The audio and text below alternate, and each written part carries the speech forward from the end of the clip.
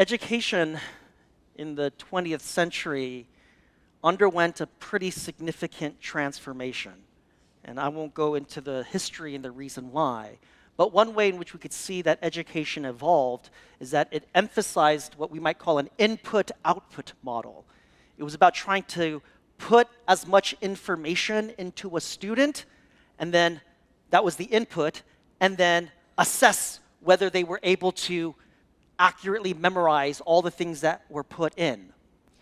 And if that's the model, well, the model's about to be subverted. And there's always been risk of subversion through all the different forms of cheating, like plagiarism or having people write your papers for you anonymously. But in light of generative AI, large language models, things like ChatGPT and Gemini, students don't have to read books anymore. And students, when they do share, say they don't read books anymore. Because if your only goal is information, then Gemini can give you a very thorough information of the most complex books. And again, this isn't new. We were doing this when I was a student. Back in the day, they had Cliff's Notes. Remember that? The yellow Cliff's Notes? You don't have to read Shakespeare. The Cliff's Notes will tell you. I think they changed later. There's another brand, Sparks Notes, later on. Because I talked to students. I said, Cliff's Notes. And they're like, what are you talking about, old man? I'm like, Sparks Notes. But now Gemini will do an even better job. You don't have to read a thing, and you'll be able to gain all the information that you want. And it's going to get worse, or maybe some of you might think better, because we do have access to basically any information that we want through a phone, but it might come to the point where you don't even need a phone anymore. You just have to think it. And a Siri-like device in your head will pop out the answer. If you're not aware of Neuralink, we're on the verge of basically having Siri put into our head. I just saw that the most recent Neuralink broke. It was malfunctioned, but later iterations, and I'm sure different kinds of companies. The point is supposed to be we'll have every single information that we want. If the point of education is to get information, it's now bankrupt. Or we go back to the way in which education was originally conceived, which was in terms of formation, character formation. After all, the language of education literally means to lead out, to bring yourself out. Part of education then is growing and maturing, to becoming a certain kind of person. So if you have modern education that's about information and a sort of one-way street, one of the problems of modern education that C.S. Lewis pointed out in The Abolition of Man is what he calls creating men without chests. What he means is this kind of education will produce humans who have heads but a malformed heart. People whose intellect can be impressive, a la Silicon Valley engineers, but whose hearts are so malformed, it will be about cold calculation. But education has to be about transformation of the head and of the heart. Because if education is about transformation, then Christian education is about being transformed into the likeness of Christ. And it's so easy sometimes for us to see Christians who might emphasize one over the other. We meet the Christian who seems to have every single theological answer pat down, but who has no heart, where all of their bright, shiny answers seem to give them no love for those who are hurting. On the other hand, we've seen the other error, where we see a Christian who is heart-oriented. But in the Second Great Awakening, we see how bankrupt that is as well, when you don't have a head, an intellect that helps guide where your passions lie. And it leads to emotional manipulation, and we've seen lots of errors. If the aim of Christian education is to make us more like Christ, and if we look in the Gospels, we see that Christ was a man with sublime intellect. His head was well-formed, but also of deep and profound emotions. His heart is well-formed. Then we need to cultivate a transformation and a focus on both cultivating the right head and the right heart. Now, why am I talking about this in light of going through the book of Ephesians? Well, let me just give a quick recap for why this matters. So far, since especially the last couple of weeks, Paul has been talking about the church growing. Last week, Josh said the purpose, the aim, the design of the church is to have us to grow in maturity and into the likeness of Christ to secure unity.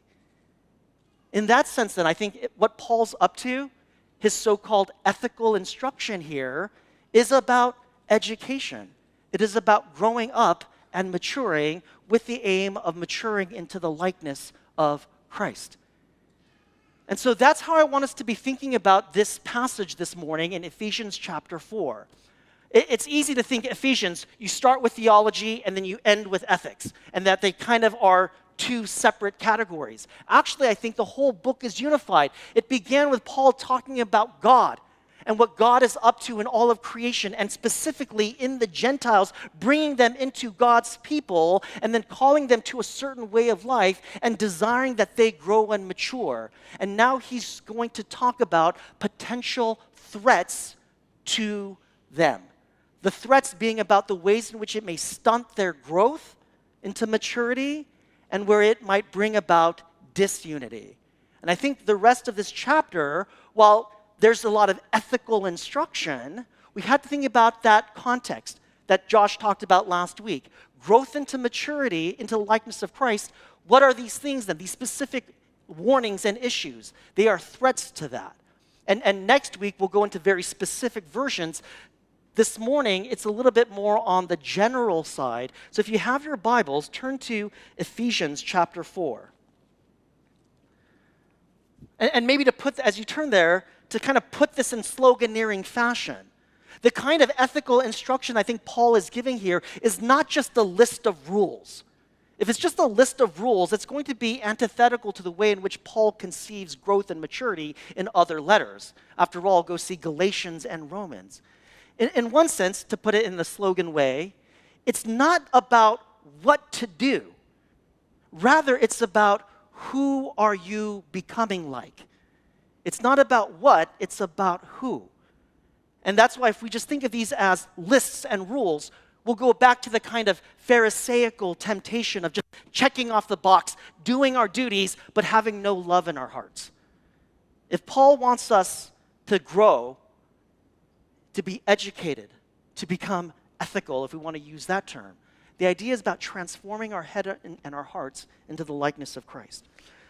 So if you have your Bible, Ephesians chapter 4, and we're going to just read verses 17 to 24.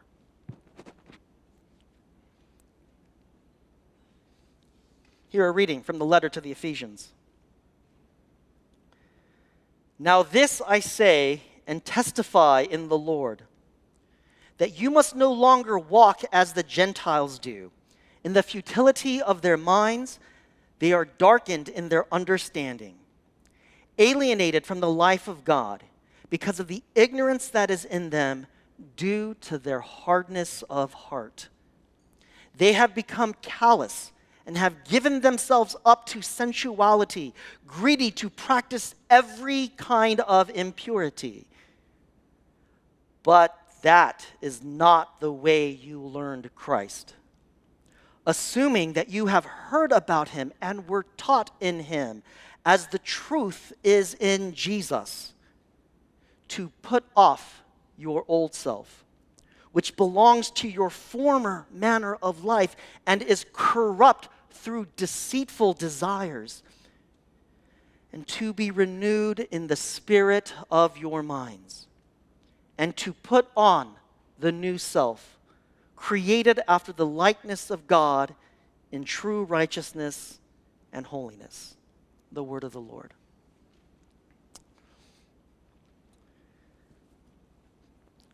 My exhortation to you this morning is just straight from what we just read. Put off the old self. Put on the new self.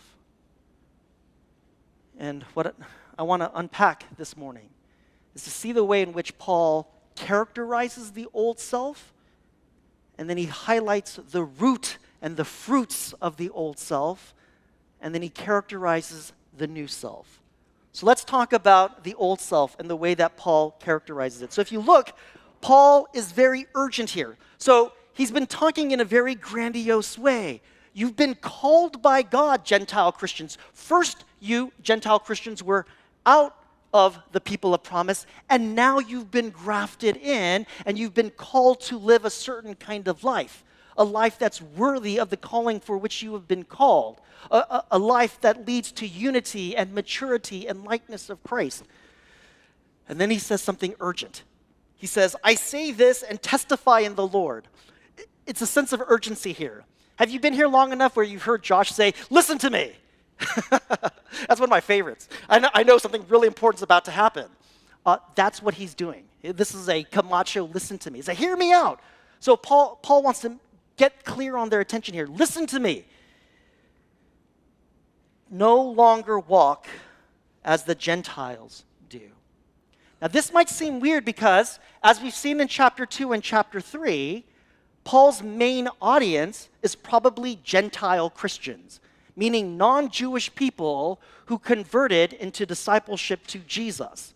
So when Paul says, don't walk as the Gentiles do, there might be some confusion here. Maybe one way of thinking about that is to say, then are they supposed to live like Jewish Christians? That can't be right for reasons I think that are in this letter, but also to what Paul teaches in other letters.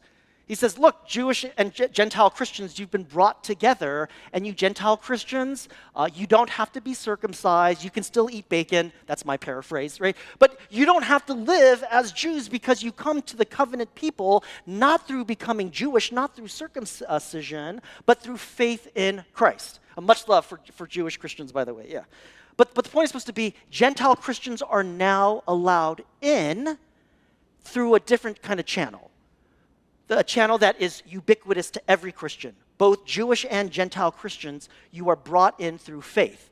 And so, he can't mean stop being Gentiles. Well, what does he mean? Well, the problem with that word Gentile is it's a loose, ambiguous term. It just means the nations.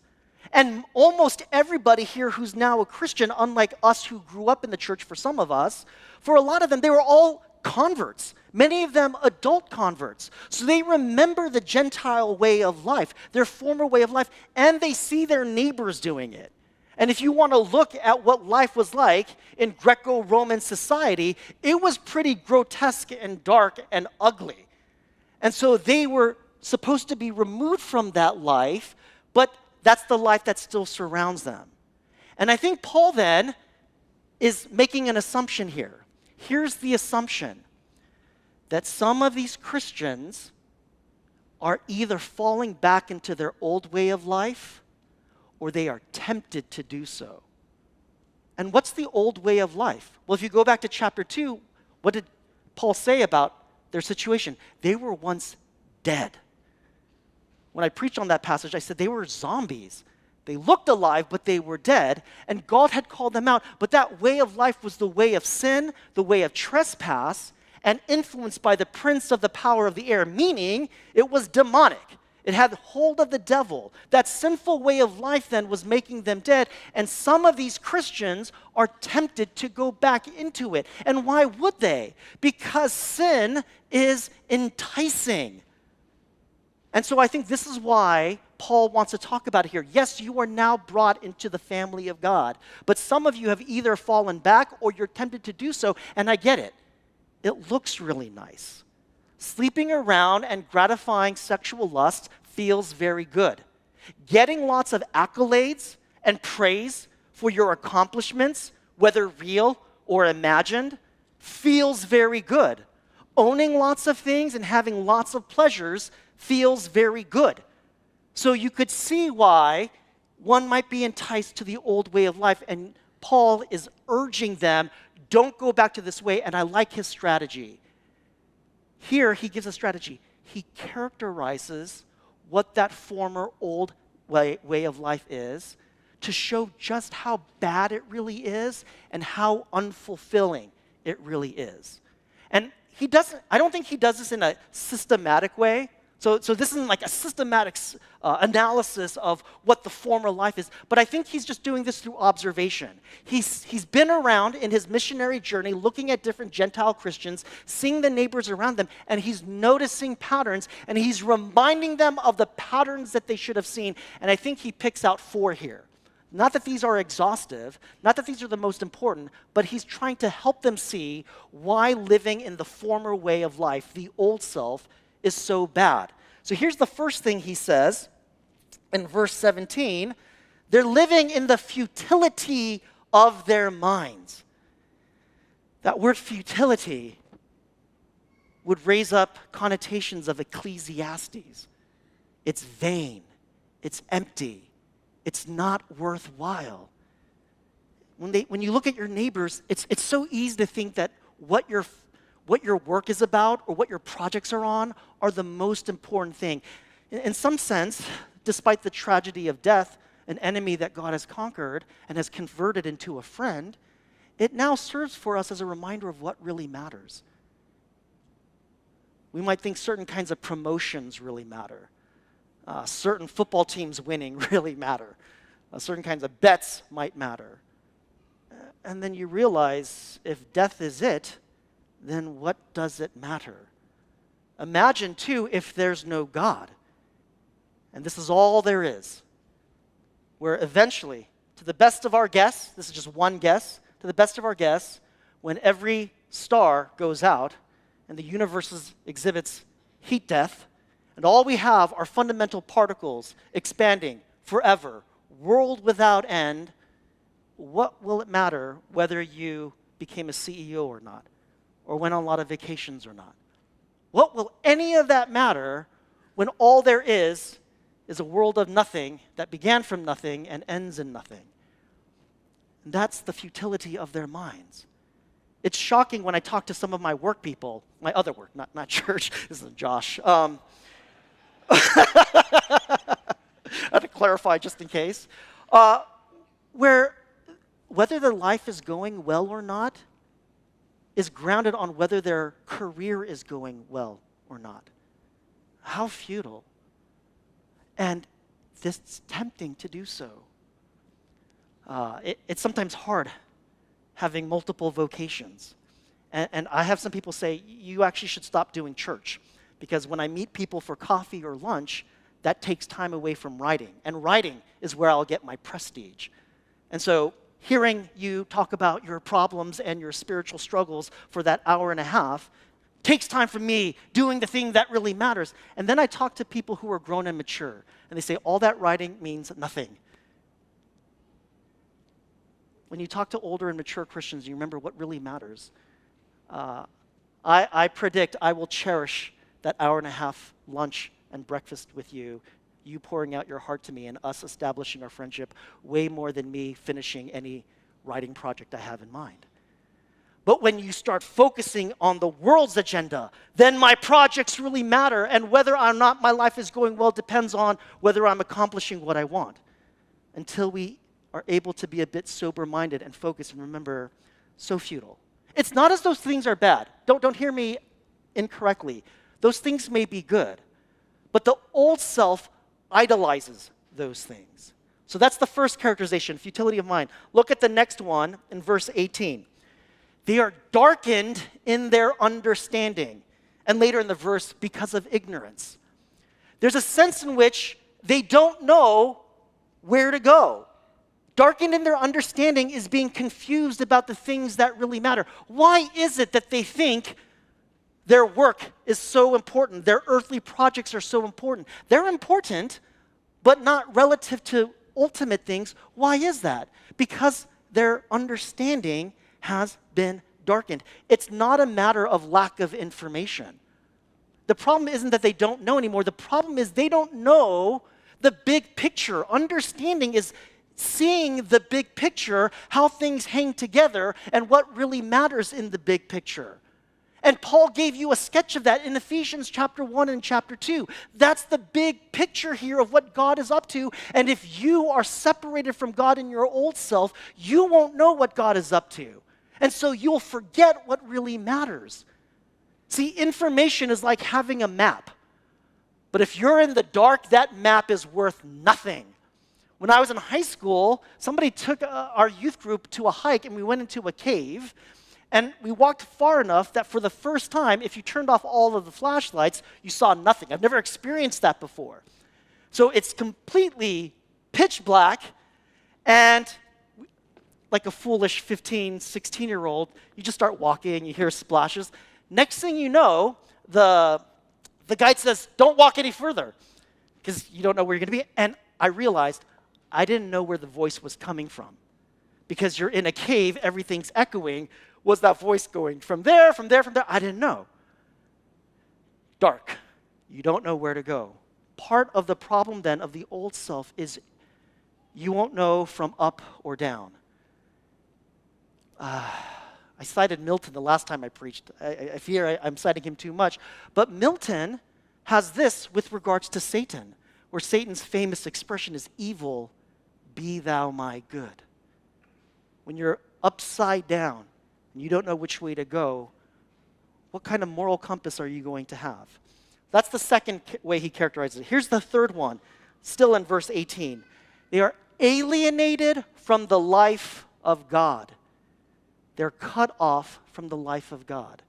What does that mean here? That word life, in Greek, there's two different words for life. One is the kind of typical biological notion, where plants, puppies, and people are alive. And then there's another word for the kind of life that means like energy, ability, power. It's the kind of life that God has. God doesn't have the biological kind of life, but he has the other kind of life that brings about people's power and is the source of that power. When you are cut off from God's life, you are cut off from that ability and power and energy and source of vivacity. And what is that source for? Well, go back in chapter 2. What are you supposed to do now that you are made alive, though you were once dead? You are alive to perform good works that were prepared for you beforehand, that you should walk in them. We are made for the kind of works that imitate God.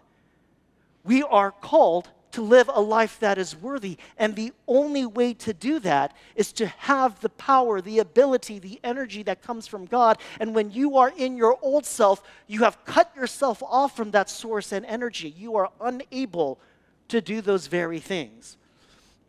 Here's the last way he characterized it, and it's later down in the passage in verse 22. The old self is corrupt through deceitful desires. That old way of life is broken through deceitful desires. Desires that promise you goods that it can never deliver. That's the pattern that Paul wants these Christians to see. I know it promises you good things. In fact, that's the message of the nations around us, of the people around us without God. If you leave your spouse for the younger, better model, your life will be better. If you go hopping from one position to another in order to secure more funds so that you can save more, so you can retire early, so that you can vacation more, then your life will be better. It keeps promising you more and more. And the more that we see it, the more we realize it fails to deliver. If sexual pleasures and gratification, if money, if power, if prestige, possessions made you happier, then the world's elites would be happier. And yet, where do we see things like people ending their lives happen a lot? People who are miserable and unhappy. It promises you things, and we could just do that for ourselves. We don't have to look at others, just look at it for ourselves. I remember when I was younger, getting a Super Nintendo was going to make me the happiest person in the world. I told my mom, you buy me that Super Nintendo, I'm dating myself a little bit. Once you buy that for me, you never have to buy me anything ever again. Well, my mom can tell you I was wrong about that. I was also a romantic in my 20s. I thought once I get married, all the movies told me then the credits end. I was waiting.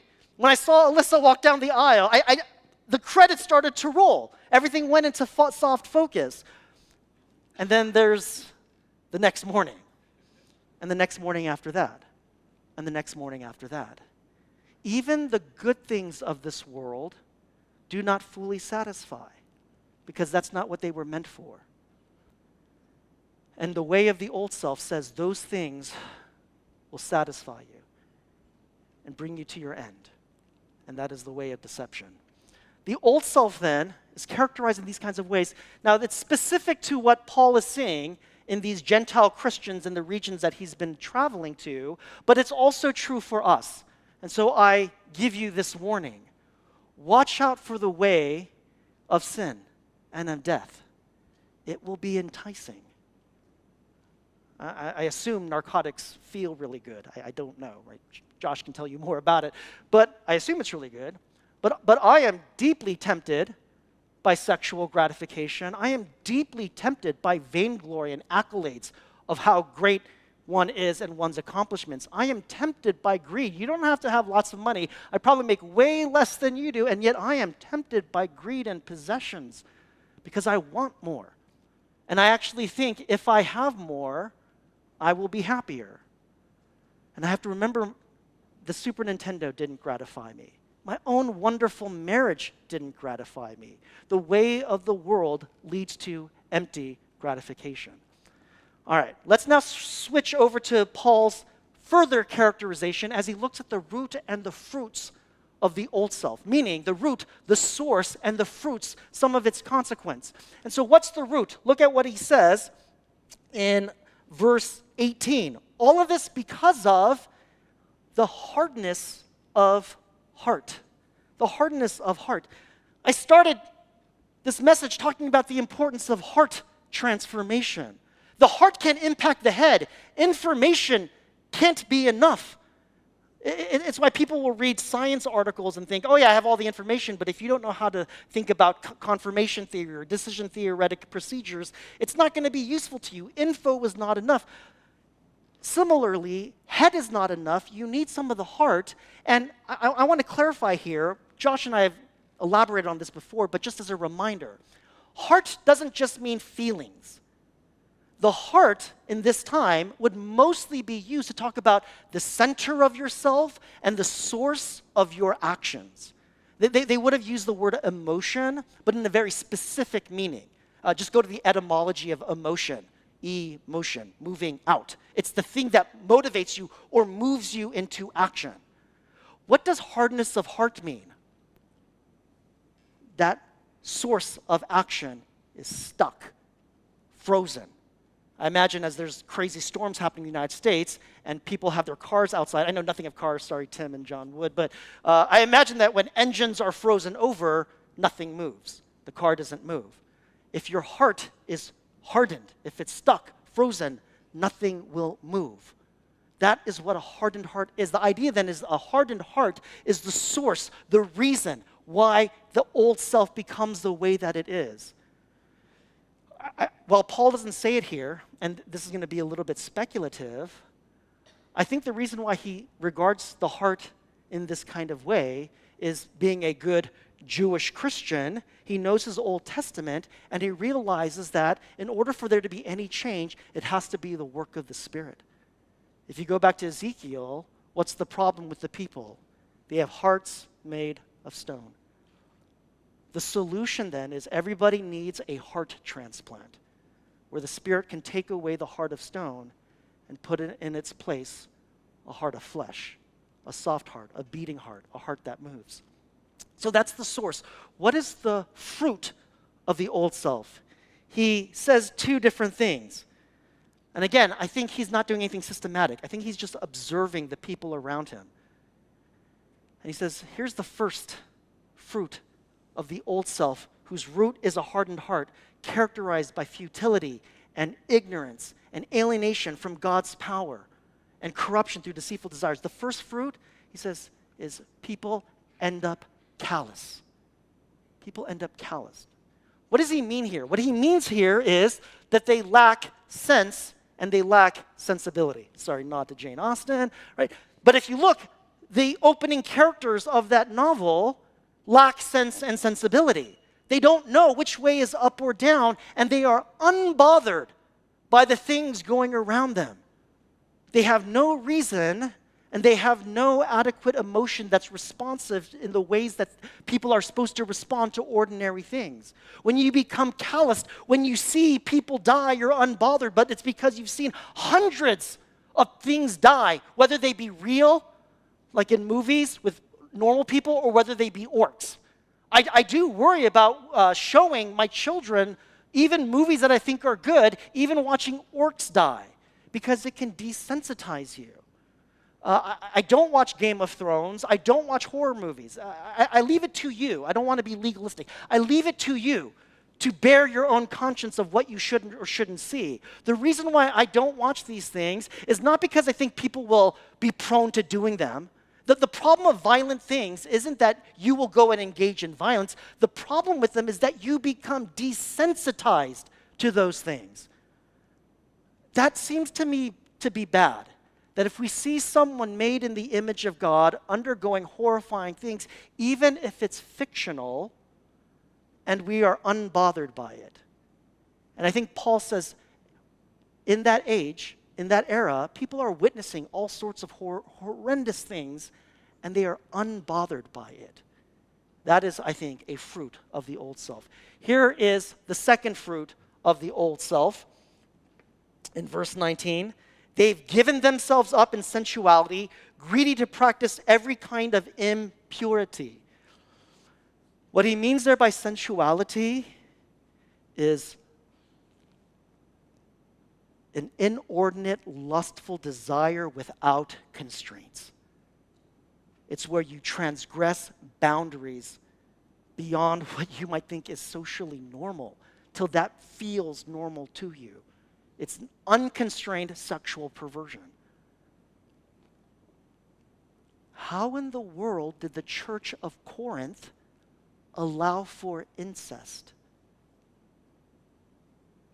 You know, communities are affected by the fruit of the old self, where we start normalizing, and God forbid, even celebrating disgusting sexual practices that we all partake. And this isn't a secret coded message for other people. I feel this in my own heart.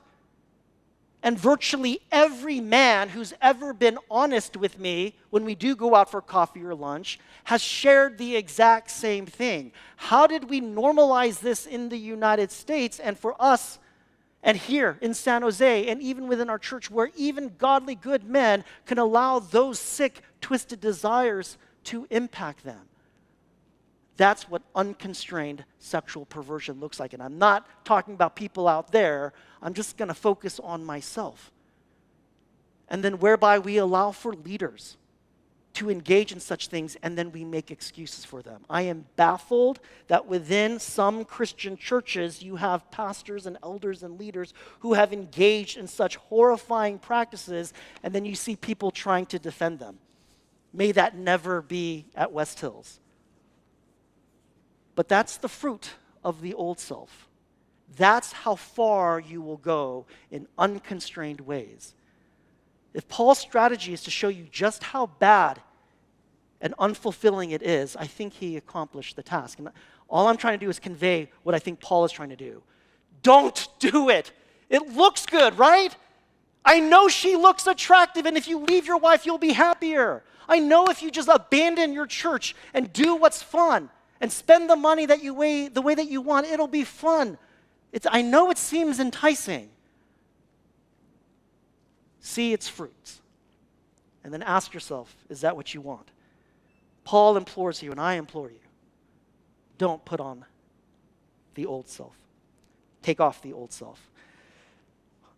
Now let's look at what he says about the new self.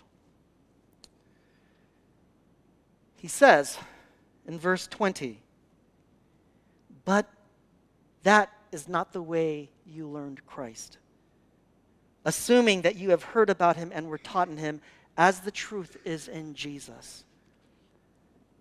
He's reminding them, you are Christians.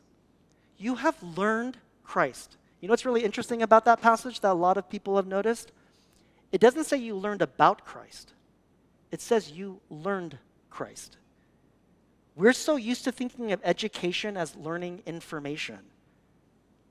In the ancient world, and even in the Roman world, it would have been common to think about it in terms of cultivating virtue. And that you would have an exemplar, an ideal model, who is your source of learning, but you also aim to become like them.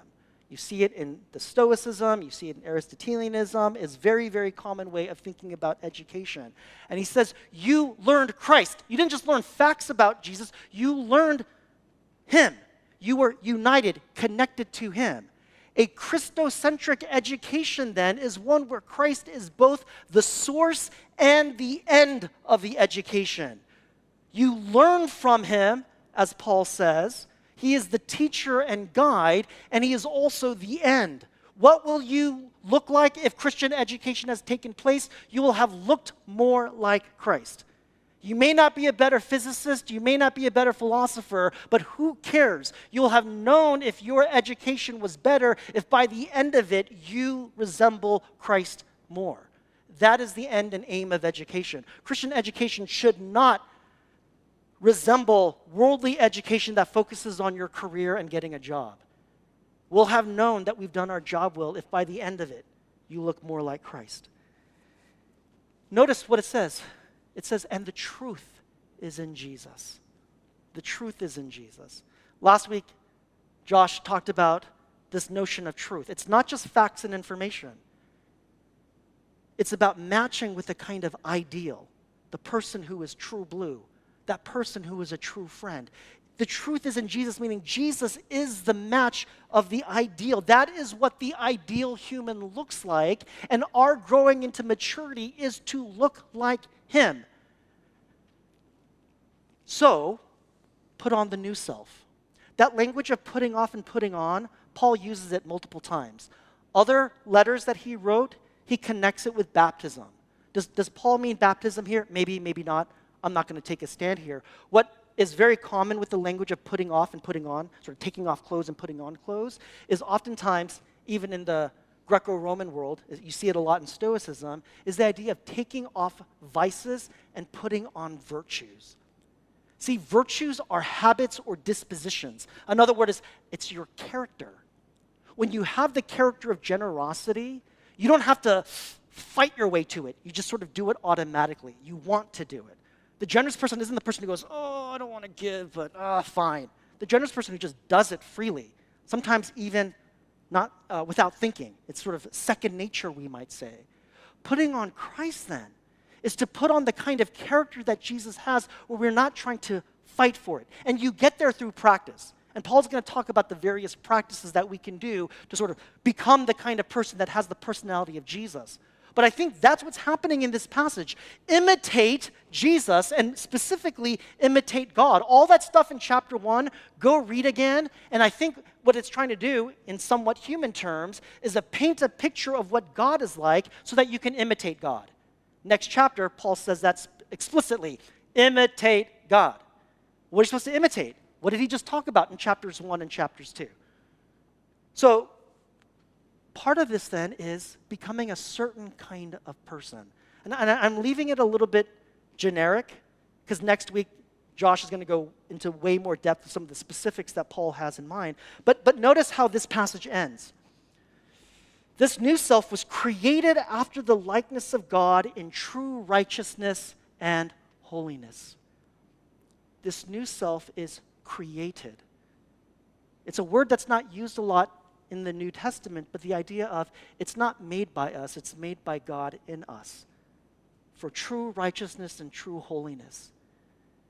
And sometimes we think of righteousness and holiness as mere individual traits. As you'll see in the coming passages, it's actually about community. Cultivating and creating a community that exemplifies righteousness and holiness because all of its members and participants look a lot like Christ. So I want to end then to help us think about this for ourselves. We've been talking about Paul talking to these Gentile Christians. And here's the first and most obvious one. Put off the old self. Don't be enticed by the world's pleasures. I know it will seem enticing to you. I am enticed by them. I'm waiting to hear from a promotion. And it's really easy for me to think my well-being is tied up with that. I do want people to give me acknowledgement and that my sense of well-being is tied up to it. There are times where marriage is harder. And if I just were by myself, it would be way easier. All of those will lead to fruit that is disgusting and horrifying. And when I look at the way in which that life is characterized, it's futile. It's futile. It'll be empty striving. It'll be corrupt through deceitful desires. It promises me things that just won't deliver. And here's the reason why. I believe in soulmates. But as we're about to do premarital counseling for some people at church, their marriage partner is not their soulmate. God is our soulmate. You have an infinite longing in your heart, and it can only be satisfied by an infinite being. And if you try to put your spouse there, your spouse will leave you high and dry. If you try to put your career there, it'll leave you high and dry. If you try to put worldly pleasures there, be it narcotics or sexual gratification, it will leave you high and dry. What you were made for was God. As Augustine put it, you have made us for yourself, O Lord, and our hearts are restless until they rest in thee. The world's flaws and problems, suffering and death reminds us nothing in this world satisfies us because we were made for God. So don't believe the lie that these things in this world will make you happy. Just look out. I think Scripture teaches this, but I think we can learn this from experience. Just look out, and you'll see it'll leave you high and dry. Don't believe the lie. Take off the old self and put on the new self. Learn the way of Christ. Let me give you 2 suggestions and then I'll close. Here's the first suggestion. Education, if not by information, then is what? Is to learn from and to become like Christ. And so you need to know Jesus. And that's why this book is so uniquely special. It's not the most interesting book. Oh, I hope nobody throws anything at me for saying that. Right? I mean, Dante's Divine Comedy is structurally way cooler and more sophisticated. And I'm tempted to read Lord of the Rings more. What makes this book different from every other book is when I read it, I'm not just learning things about God, I am communing and fellowshipping with Jesus. Read the Gospels so you can learn the personality of Jesus so you can imitate it. Read the rest of the New Testament that explicates the way of Jesus. And read the Old Testament, because if you read Luke 24, what does Jesus say? All the law and the prophets, the Old Testament, is about who? He says, it's about me, about Jesus. So all of this is your opportunity. This is why, could you have Neuralink tell you all the facts about the Bible? Could you use Gemini to learn all Bible trivia and you win every trivia? Sure. But if that's what you're trying to do when you read the Bible, you've wasted your time reading the Bible, because the opportunity of reading this book is that you get to date Jesus. You get to spend time communing and uniting yourself to him, whether you feel it or not. And so I want to encourage you, do what you can in reading this text. Right? Read the Bible slowly. Do some intentional reading with it. I know some of you are super busy, and some of you have told me you listen to Scripture as you commute to work. I think that's a wonderful thing to do. But I want to also encourage you, spend some time, whether reading, and that can include listening, but where you pause, right? One nice thing about reading slowly is you can pause and reflect and meditate, and where it's undisturbed, right? You're not just commuting to work, you're not just doing it as a background activity, where your aim and your goal is to be with Jesus. I want to encourage you to do that. And here's the last thing I want to say as you put on the new self and try to be like Jesus. Because in the coming verses, a lot about speech is about to take place. And I want us to start thinking, how can we engage in speech that is Christ-like? Whether that's orally, when we talk in person, or through social media. After all, we're not supposed to be like the nations. We're not supposed to be like the way of the world. And if all of this is encompassed with the theme of unity, is my speech producing unity, or is it bringing about disunity? As we've said many times, unity-oriented speech can still be critical and should involve rebuke. Yea for criticism, yea for rebuke. But if you look at the way that Jesus does it, is it to antagonize or is it to bring people into reconciliation with the Father? I want to encourage you, as you read the Gospels and you see the way in which Jesus lived, notice even the way that he speaks. And do this with every aspect of Jesus. Jesus is the source and the end of our education. So put off the old self and put on the new self.